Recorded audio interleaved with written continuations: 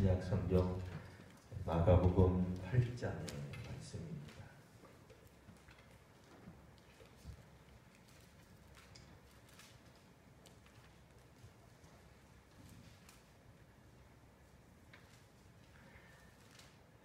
마가복음 8장 1절에서 21절까지 말씀을 우리가 말씀을 잘 이렇게 읽으면서 또 앞에 거 읽으시면서 또 기억도 하시고 1절에서 21절입니다. 신약성경 66면에 있는 마가복음 8장 1절에서 21절까지 저와 여러분들이 한 절씩 번갈아 읽고 마지막 절 같이 읽도록 하겠습니다. 그 무렵에 또 큰 무리가 있어 먹을 것이 없는지라 예수께서 제자들을 불러 이르시되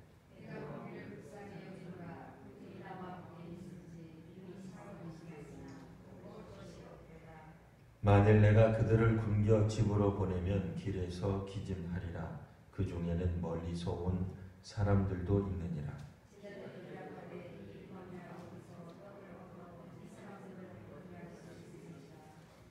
예수께서 물으시되 너희에게 떡 몇 개나 있느냐 이르되 7 이로소이다 하거늘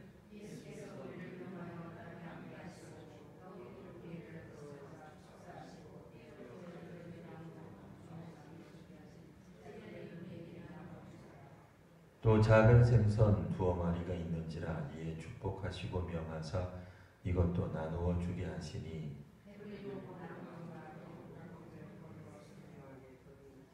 사람은 약 4,000명이었더라. 예수께서 그들을 흩어보내시고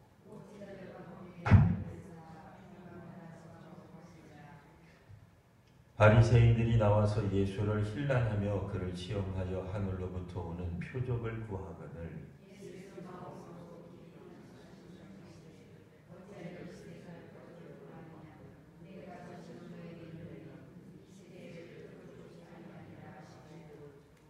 그들을 떠나 다시 배에 올라 건너편으로 가시니라.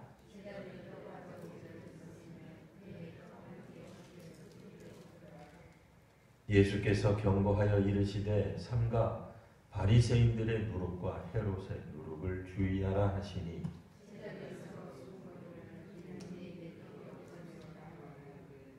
예수께서 하시고 이르시되 너희가 어찌 떡이 없으므로 수근거리느냐 아직도 알지 못하며 깨닫지 못하느냐 너희 마음이 둔하냐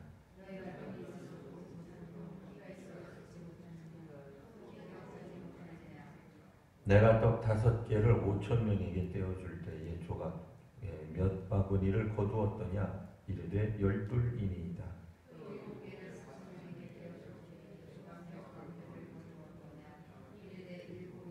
같이 읽겠습니다.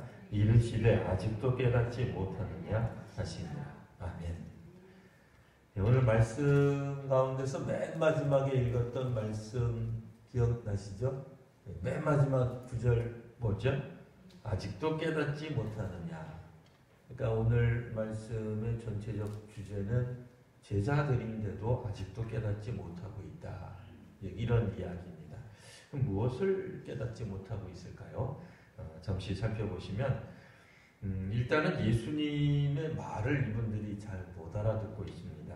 14절 보시면 예수님의 제자들이 떡 가지고 오기를 잊었습니다. 이게 이분들에게는 큰 마음의 부담이 됐던 거예요.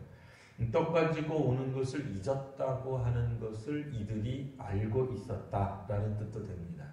인식하고 있는 거예요. 떡을 갖고 왔었어야 되는데 떡을 안 갖고 왔어. 물어보는 거예요. 서로 떡 갖고 왔어요? 안 갖고 왔죠. 권사님 떡 갖고 오셨어요? 그랬더니 순무로 된 거를 가지고 오셨어요. 무를 좀 가지고 오셨어요. 근데 떡은 안 갖고 오셨어요. 떡은. 이거 어떡하면 좋아. 이 떡 사건이 왜 나타났냐면은 이게 8장 1절하고 연관이 있습니다. 8장 1절에 보시면 그 무렵에 또 큰 무리가 있어요. 그러니까 예수님과 더불어 예수님의 말씀을 드리려고 했던 큰 무리들이 있는데 그때 예수께서 그 제자들을 보시고 마음속에 불쌍히 여기는 마음이 나옵니다. 그러니까 오늘 우리는 마가복음 8장을 어쨌든 처음 읽기 때문에 마치 이 사건이 예수님 사역과 사역에 있어서 처음 일어난 일처럼 느껴지지만 마가복음 내에서도 이 사건은 벌써 두 번째 있는 사건이에요. 그러니까 일전에 소위 말하는 오병이어 사건이 한번 있었어요. 언제 있었는지 그 앞부분에 있었어요. 우리가 그 앞에는 우리가 잘 다루지 않았는데요. 한 번 있었단 말이에요. 그러니까 이 오늘 소위 말하는 이 4,000명을 먹이는 사건은 오병이어 사건 외에 한 번 더 일어난 사건이다 라고 하는 겁니다. 그러니까 성경상에서 오병이어와 같은 그런 기적이 단 두 번만 있었느냐, 그건 모르죠. 어쨌든 성경상에서는 단 두 번만 나와요. 연이어서 마치 일어난 것처럼 되어 있어요. 며칠 지났는지는 잘 모르겠어요. 이게 일주일 지난 건지 한 달 지난, 그렇다고 해서 1년 지나고 2년 지난 것 같지는 않아요. 아마 며칠 혹은 지난 것 같아요. 그렇게 오래된 사건은 아닌 것 같아요. 예수님이 또다시 예수님을 많이 따르는 사람들을 보고는 긍휼히 여기고 불쌍히 여기셔서 말씀하셔서 이제 묻습니다. 자, 5절 너희에게 떡이 몇 개나 있느냐? 그랬더니 7개가 있습니다. 그래서 이 떡 7개를 가지고 나누어 주시고 또 생선 2마리를 가지고 5병이요? 이번에는 7병이요? 이렇게 되는 거예요. 어떤 학자들은 5병이어를 좀 예수님의 제자들이 착각해가지고 7병이어를 적은 것, 그런 것 같지는 않고요. 예수님의 사역 가운데 5병이어 7병이 얼마든지 일어날 수 있는 사건인 것 같고, 그것보다는 이것처럼 종종 가끔 간혹 예수님이 이 급식 사역, 그러니까 먹을 것을 주시는 사역을 분명히 하기는 한 것 같아요.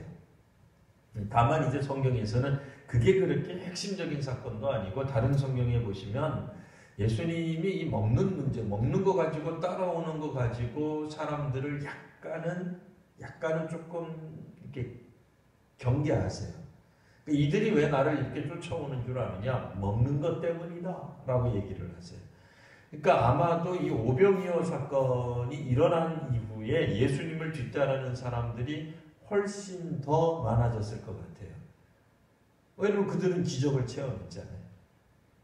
그들이 도시락 싸오지도 않았는데 주의 제자들도 조금은 마음이 해이해졌을 수도 있어요. 어찌되었든 주의 제자들의 마음보다는 따르는 사람들 입장에서 보면 언제 예수님을 따르던 밥 먹는 거 걱정이 없다가 되는 거예요. 그러니까 어느 순간부터 밥 먹는 게 해결이 된 거예요. 예수님 뒤따르다 보면 적어도 배고픔의 문제가 사라지는구나. 처음에는 안 그랬다는 거죠.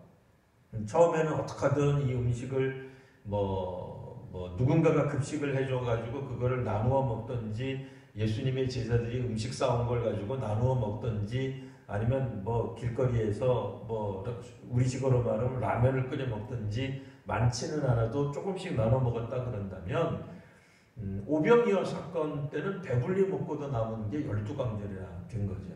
그러니까 그런 것들을 이분들이 이제 기적으로 경험한 거예요. 그리고 오늘 본문에서는 두 번째 기적이 기록이 되어 있는 거고, 그러니까 제가 생각할 때는, 또 몇몇 학자들이 생각할 때는 이런 어떤 그런 기적들, 음식 먹는 기적들 때문에 주를 따라가는 사람들이 있다라는 예수님의 말씀 때문에 아마도 성경을 우리 기록할 때에 이런 걸 많이 강조 안 했을 것 같아요. 이제 더는 이게 이제 흔히 있을 수도 있겠지만 매일같이 밥을 먹는 것 같지는 않습니다만 여하튼 자, 이런 일이 이제 다시 한번 또 벌어집니다. 그리고 나서 11절 보시면 이제 바리새인들이 나와서 예수를 비난합니다. 신기하죠? 우리 같으면 예수님 뒤따르는 사람들을 배불리 먹여줬는데 왜 이렇게 비난을 할까요? 우리 비난 안 할 것 같은데. 백성들의 배고픔을 해결해 줬는데 비난을 받습니다. 말을 하면서 이야기하기를 예수님을 시험합니다. 하늘로부터 오는 표적을 보여달라. 이런 얘기를 합니다. 아마도 바리새인들은 이 급식 사건, 이 급식 기적을 믿지 못하는 거죠. 예수님을 뒤따르는 사람들에게 나타난 이 특별한 경험들을 자신들도 경험해 봐야 믿겠다. 네가 그렇게 그리스도고 메시아고 하늘로부터 온 선지자라면 우리한테도 한번 먹을 거 한번 보여주지. 왜 우리한테는 안 주노? 왜 딴 사람들한테만 주냐? 뭐 이러면서 조금 도전적으로 이야기를 했던 것 같아요. 이런 일들이 있자 예수님이 마음속으로 깊이 탄식하셨고 입 밖으로 내신 말씀, 이 세대가 표적을 구하지만 이런 세대죠. 뭐 총칭 이 모든 세대라기보다는 이런 세대에는 내가 표적을 주지 않겠다. 이런 말씀을 한 걸 주의 제자들이 들은 바가 있습니다. 그리고 나서 이제 계속해서 예수님의 사역이 진행이 됐을 거고, 이번에도 여전히 많은 사람들이 예수님의 뒤를 따르는데 이제 예수님이 묻는 거예요. 그리고 이제 서로 눈치를 봤겠죠. 예수님이 뭐라고 묻냐면 6절 말씀 뭐 등등 이렇게 쭉 보시면 이제 떡을 이제 찾으세요. 예수님이. 근데 그때 이 주의 제자들이 배에 떡이 한 개밖에 없는 겁니다. 그러자 예수님이 이런 말씀을 하셨어요. 15절 말씀, 삼가 바리새인들의 누룩과 헤롯의 누룩을 주의하라. 이 말씀을 하신 거예요. 이 말씀을 하셨는데 주의 제자들의 반응이 이제 참 기가 막힙니다. 16절 서로 수군거려 말을 하기를, 예수님이 이 말씀하신 이유는 뭐다? 우리에게 떡이 없기 때문이다. 이게 무슨 부재에 관한 얘기인 것 같은데 그런 게 아니고, 떡이 없다, 부재 중에 관한 그 메시지를 말하는 게 아니라 안 갖고 온 것을 예수님이 지금 화내고 계시는 거다라고 해석을 하는 거예요. 예수님이 이런 말씀하시는 건, 너희들 이제부터 바리새인들 누룩, 헤롯의 누룩을 주의해. 떡이 없어? 하나밖에 없다고? 그래, 누룩을 주의해. 이런 말 했다는 거예요. 그러니까 이거를 제자들이 듣고는 그렇잖아도 우리가 지금 떡을 안 갖고 왔는데 예수님 지금 화나신 거야 라고 해석을 한 거예요. 그러면서 서로들 이야기를, 우리에게 떡이 없어서 예수님이 화가 잔뜩 나서 우리를 지금 혼내고 계시는 거야 라고 해석을 하고 있는 겁니다. 일전에도 제가 오늘 새벽에도 또 그러고 예전에 설교할 때도 몇 번 말씀을 드렸습니다만, 이를테면 심리도 못 가서 발병 난다, 이게 이제 저주냐 이거예요. 여러분 저주로 들리세요? 아리랑에 있는 가사가 나를 사랑하는 님이 나를 버리고 가신다면 심리도 못 가서 발병 날 거다. 그 얘기는 발병 날지어다 하고 저주를 하는 거예요. 성황당에 갖다 놓고 달림 보고, 나를 버리고 가시는 님, 내 사랑하는 님이 감히 나를 차고 그냥 가버려?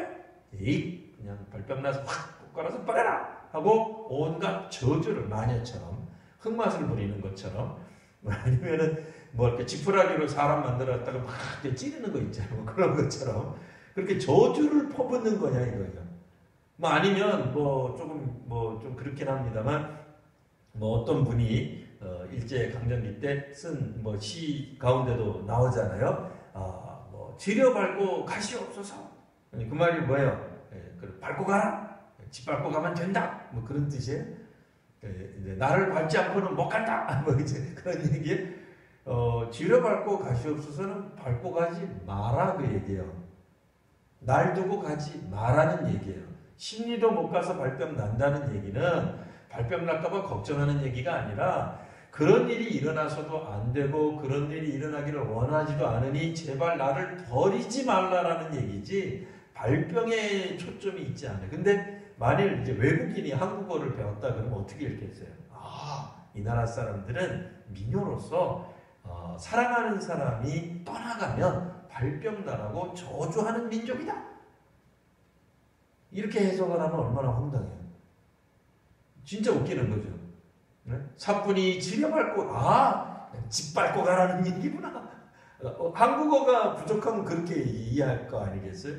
그런 뜻이 전혀 아니죠. 그러니까 예수님이, 너희들에게 떡이 있느냐? 없는데요. 그러면 바리새인들과 누룩과 헤롯의 누룩을 주의해라. 지금 예수님 화났어. 예수님 삐졌어. 우리가 떡을 안 갖고 와가지고 예수님이 배가 고픈데, 이것도 예수님이 또 급식 사역해야 되냐?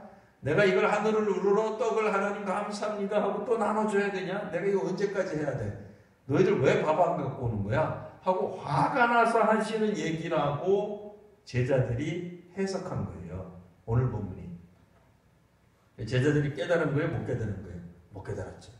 근데 제자들은 깨달았다고 생각했어요? 스스로 못 깨달았다고 생각해요? 깨달았다고 생각한 거예요. 왜? 자기네들 예수님 제자잖아.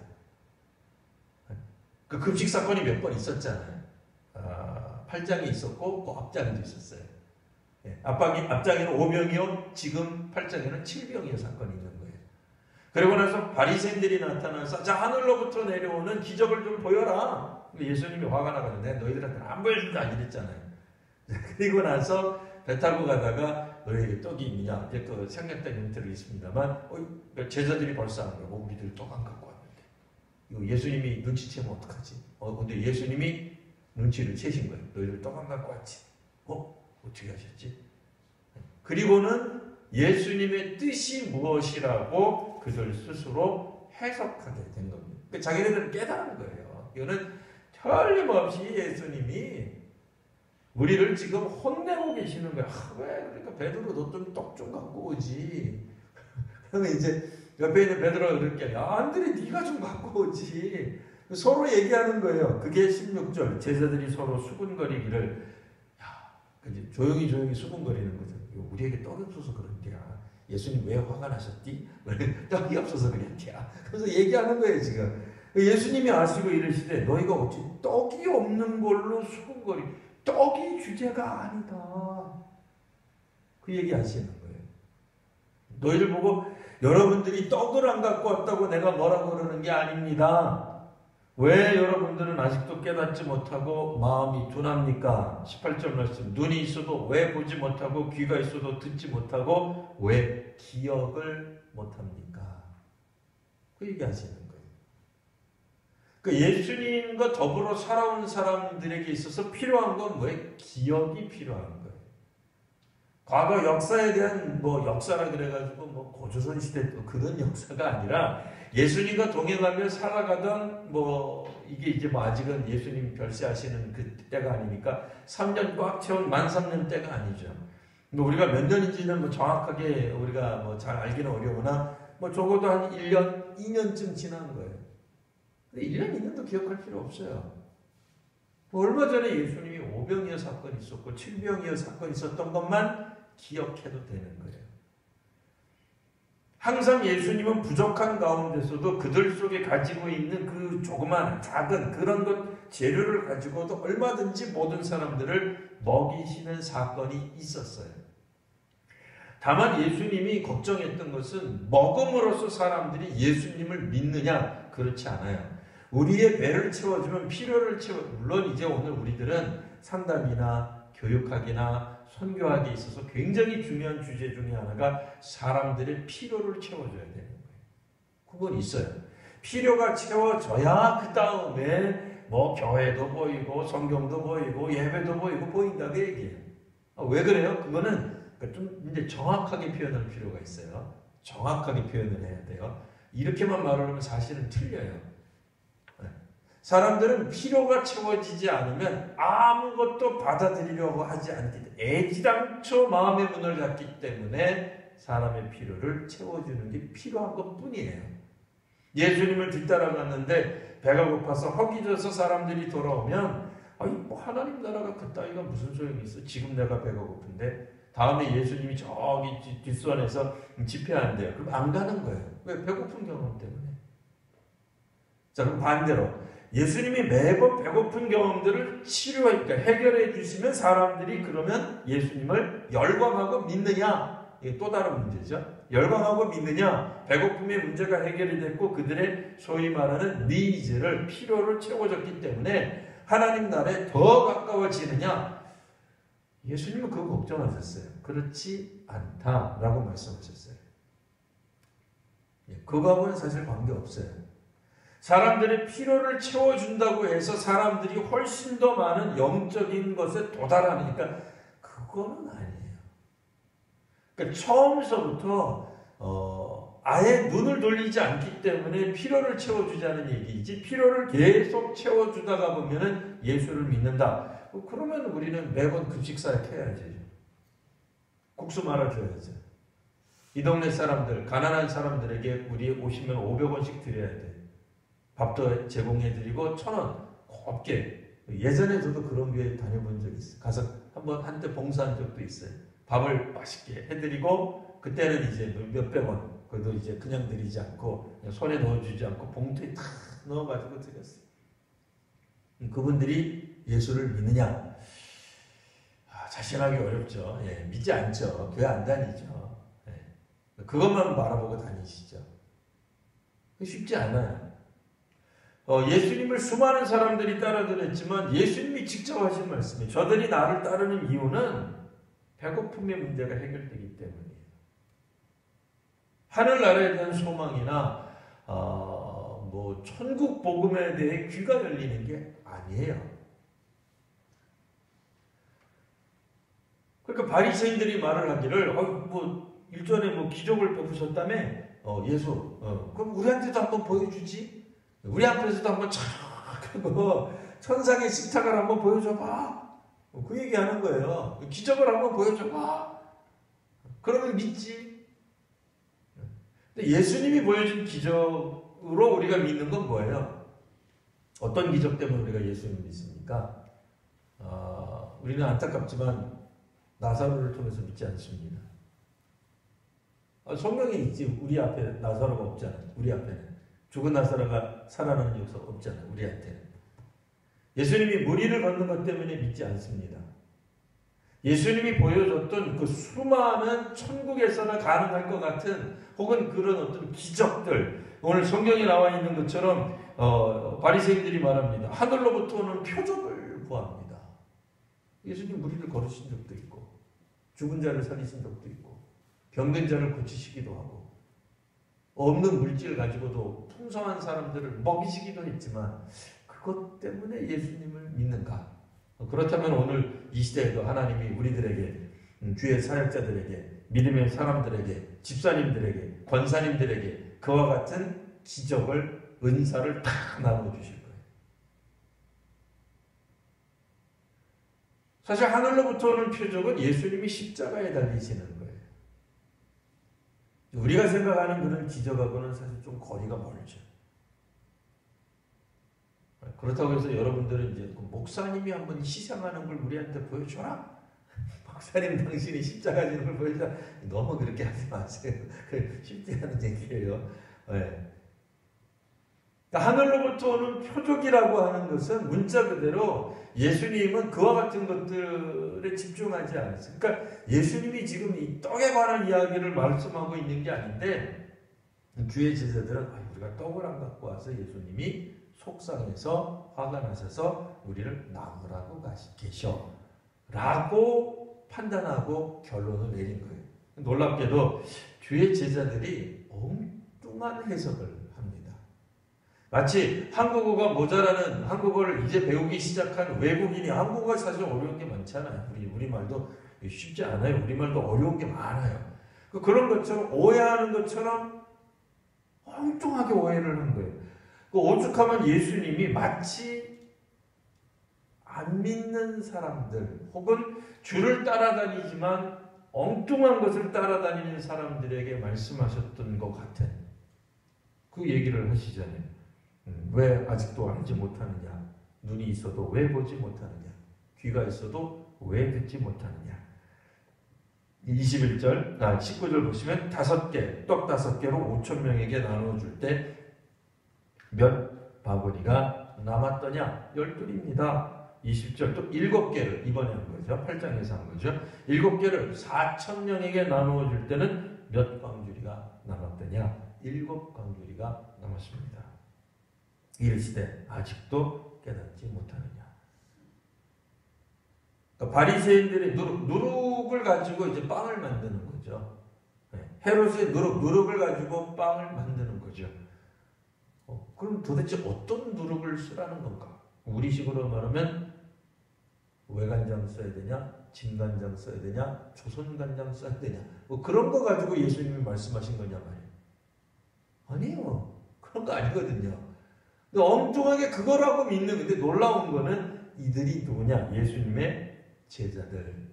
예수님의 가장 최측근이라고 불리우는 사람들이 예수님의 뜻을 여전히 깨닫지 못하고 있다라고 하는 겁니다. 이런 거 보면 우리 어떤 생각 듭니까? 야, 예수님의 제자들 참 어리석구나. 어리석죠.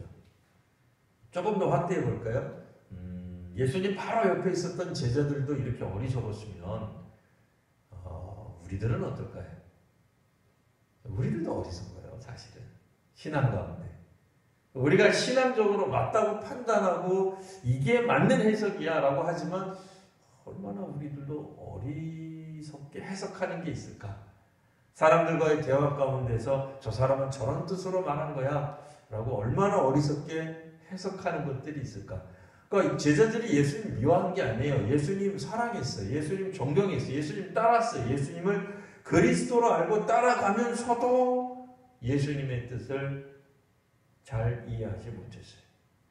그러니까 미워하고 오해하고 곡해하고 넘어뜨리려고 하고 시험하려고 하지 않았어요.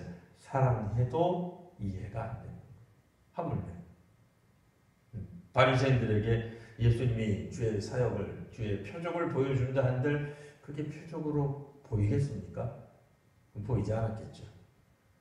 이런 측면에서 예수님의 뜻을 안다고 하는 것, 우리가 하나님의 뜻을 온전히 분별한다라고 하는 것이 과연 어떤 의미일까 하는 부분을 오늘 마가복음 8장에서 우리가 살펴볼 수 있습니다. 오늘은 전반부였고요. 다음 주에 후반부를 보게 될 겁니다. 그래서 정말 우리가 하나님의 뜻을 이해할 수 있는 게 뭘까? 우리 기독교에서 말한다는 그런 어떤 신앙적 고백, 하나님에 대한 은혜를 깨달음. 이 깨달음은 도대체 어디서 나오는 건가? 인간 이성의 작용으로 우리가 이렇게 잘 판단해서 하면은 되는 것인가? 아니면 물론 우리가 이성이 필요해요. 이성 없는 사람처럼 하면 안 돼요. 이성이 있어야 돼요. 어느 정도 지식이 있어야 되고 논리적이어야 됩니다. 하지만 그런 것만으로 과연 우리가 하나님의 뜻을 잘 분별할 수 있을까? 여전히 우리들이 믿어야 되고 알아야 됩니다만 믿고서 아는 건지 알고서 믿는 건지 뭐가 우선적이 되었든지 간에 우리가 하나님의 뜻을 안다고 말하는 것, 예수님의 뜻을 안다고 말하는 것, 교회가 마땅히 어때야 된다고 안다고 말을 하는 것이 과연 맞는 것인가? 제대로 하려면 무엇이 또 필요한 건가? 하는 부분을 우리가 또 다음 주에 한번 살펴보도록 하겠습니다. 오늘은 여전히 주의 제자들도 예수님이 하신 말씀에 대해 정말 제대로 오해하는구나. 예수님이 뭐라고 말씀하시는지 자신들은 분명히 깨달았다고 하는데 서로 무릎치며 옆에 잘 못 들은 주의 제자가 있으면 예수님 화난 거예요, 화난 거예요. 이렇게 얘기를 해준 건데 절대로 그 뜻이 아니었어요. 자, 오늘 우리가 주의 뜻을 알아간다고 하는 것, 깨달음은 종교적 깨달음이에요. 신앙적 깨달음, 정확하게는 우리 기독교적 신앙의 깨달음은 어디서부터 오는가? 예수님의 말씀을 잘 귀 기울여서 들으면 아는 건가? 그건 아니에요. 오늘 보니까 그건 아니에요. 또 다른 차원, 또 다른 영역이 필요해요. 그 부분을 우리가 붙잡지 않으면 신앙생활에 매력이 없어요. 재미가 없어요. 예수님으로부터 이런 얘기 듣는 거죠. 아직도 깨닫지 못하느냐. 오늘 우리가 정말 그 신앙적, 기독교적 신앙의 어떤 깨달음으로 나아가는 우리 교회가 되어야 되겠습니다. 이와 같은 은혜가 우리 한국교회와 우리 모두에게 넘치시기를 바랍니다. 기도하겠습니다.